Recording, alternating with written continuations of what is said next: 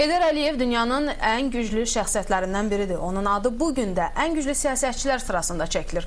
Onun çox sərt, bəzən vahiməyə salan baxışlarının arxasında isə yeri gələndə səmimi, bəzən zarafatçıl insan olduğunu bir sıra çəkilişlərdə görmək mümkündür.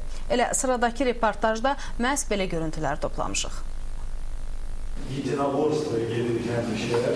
Azərbaycan tarixində əvəzsiz rol oynayan görkəmli dövlət xadimi Heydər Əliyev şəxsiyyətinin dahiliyi təkcə onun siyasi xadim olmağı ilə bitmir. O, dünya siyasətçisi, əvəzolunmaz lider olmaqla yanaşı, həm də gözəl insan idi.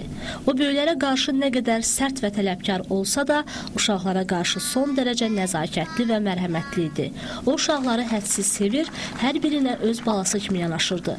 Uşaqların təhsilinə, onların savadlı və cəmiyyət üçün yararlı olmalarına çalışırdı.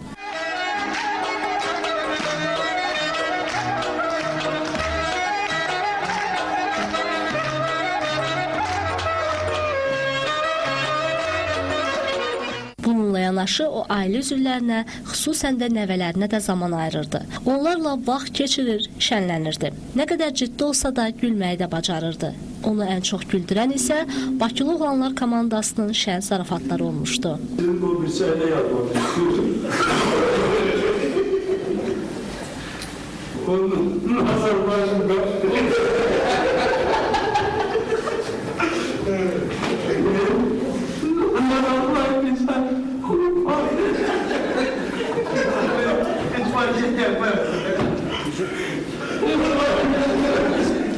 Jurnalistlərə böyük hörməti vardı. Onların fikirlərini hörmətlə qarşılayar, ona ünvanlanan bütün sualları cavablandırardı. Hətta gərgin müsahibələr zamanı yorğunluğunu çıxarmağı da yaddan çıxarmırdı.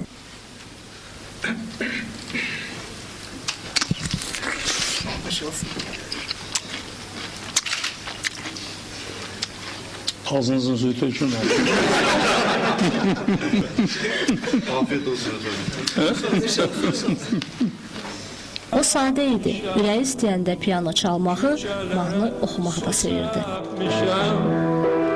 Yar gələndə toz olmasın, yar gələndə toz olmasın. Elə gəlsin, elə getsin, elə gəlsin, elə